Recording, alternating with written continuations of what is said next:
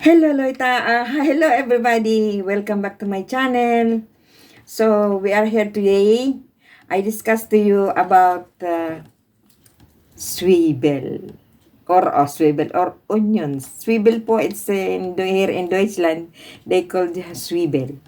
So I'm here to discuss to you about some tips or some benefits of these vegetables. So these vegetables are some kinds of many kinds of onions. I think four or I not memorize the another kinds of onions, but I prepare these two, the white onions and the red onions.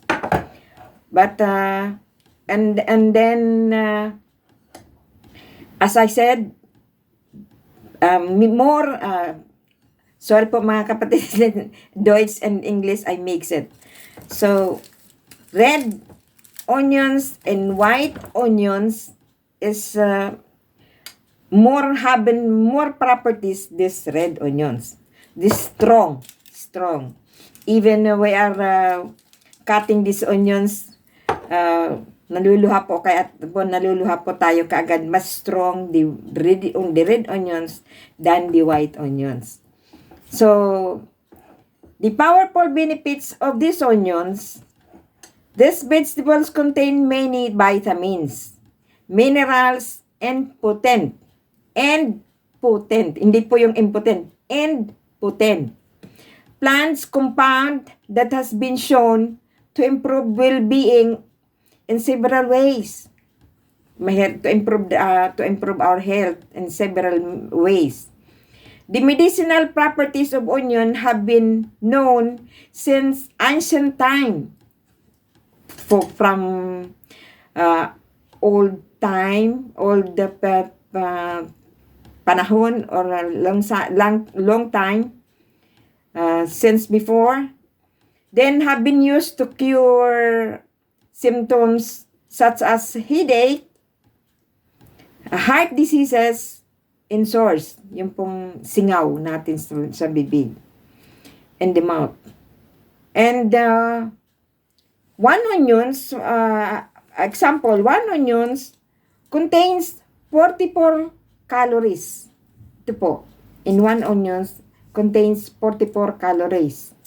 Provides a substantial number of vitamins, minerals, and fiber, and very rich in vitamin C. In nutrients involved in the regulation of immune system, production of collagen, tissue repair, and absorption of iron. So, onions also has B vitamins. You also have a B vitamins, the onions. The red onions and the white onions have B vitamins, like B9 folate, and B6 pyridoxine. About in heart, it's minimize elevated blood pressure. Blood pressure sometimes mataas, high, on low. So it prevents elevated pressure and depends blood clot. So, onions, a very good source of antioxidant. And the onions have different varieties. Red onions like this contains anthocyanin. The red onions. People eating red onions can lower heart diseases also. Eating onions help control blood sugar. Can help regulate blood sugar, which is especially important for people with diabetes or pre-diabetes. Also, onions can help maintain strong bones. Onions have antibacterial. These onions have antibacterial properties, and it can battle potentially harmful bacteria. Yung pong mga the harmful bacteria inside our body, the onions can fight on that. So, onions are rich in source of fiber and prebiotics that are important in optimum intestinal health, increase immunity diseases, inflammation, and increased digestion. Again po, the more health or more pakinabang yung ating intestine or the ating stomach. Good digestions. Also, onions can add to your diet. For the person who would make diet or taking diet, I recommend you always mix your food with onions. They also add flavor to tasty dishes. For example, nagigisa tayo, of course, we use onions. So, we can be eaten either raw or baked. Raw or baked or fried. Ibig sabihin raw, yung hilaw. Yung bake, yun pong binibake sa oven. That they will improve the consumption of fiber, vitamins, and minerals. You can add onions to your diet by using raw onions. Can also use daily habit in using onions when we cooking vegetables. As I said before, as we need to use it, especially when we are cooking vegetables or in the meat, and many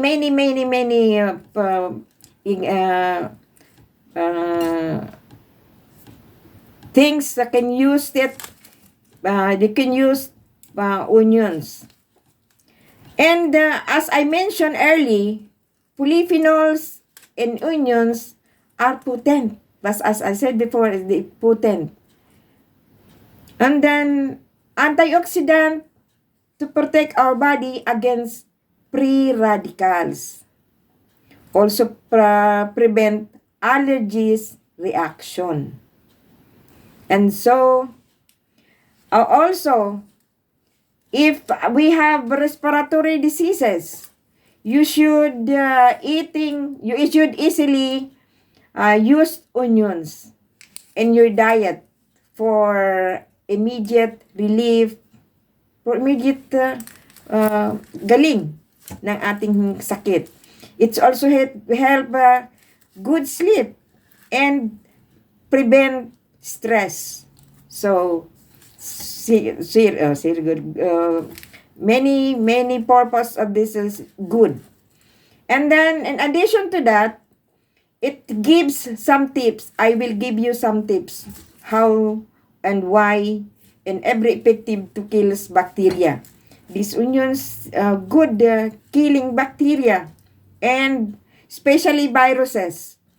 And suffering flu or sneezy or any allergies reaction, which is sneezing, coughing, just prepare one piece of onions like this. If red, big onions, prepare it or white onions. But if you don't have any big onions, can use also the small onions like this, because some parts, especially in our land or in our country, onions is so small.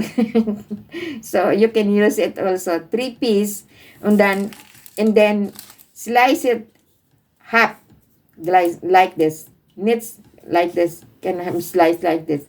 So that the absorption of the viruses is easy, not like this. So just slice in 3 parts, then put it in a little container or like this, in little container, and small bowl or a little container or small bowl, and then put inside the room where the sick stay or the sick person stay, or sleeping. Because of all this is causing this, as I said, the sick person is coughing or sneezing or having a flu because they cause it virus. This all whole cause virus. So onion can kills viruses and allergies. So it's so don't waste time to get rid onions. Keep virus away. It's the onions. If you get onions and put it inside the room of the sick person, and yet I said onions can kills and virus, keep virus away. As I said, apple keep doctors away, and then but the onions keep virus away. Okay, hope my tips and my advice will and everybody, especially who are watching, you get some tips from me.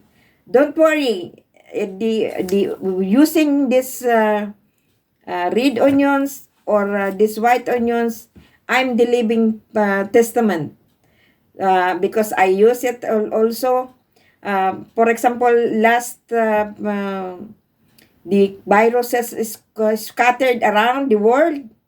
The COVID, I always put it on my bed. So, praise God, we cannot get sick, cannot snoozing, cannot it's away, all away. So thanks. So hopefully, this Deutsch is hopefully. Here is Deutsch is hopefully. Hopefully, you get some tips from me. So I advise person who watching me right now, please get onions and put it in the near of the bed of the sick person, so it can helps so good. So thank you so much for watching my video. Please subscribe my channel. Please comment and watch it every day. So thank you, and to God be the glory. Thank you so much. Bye bye again.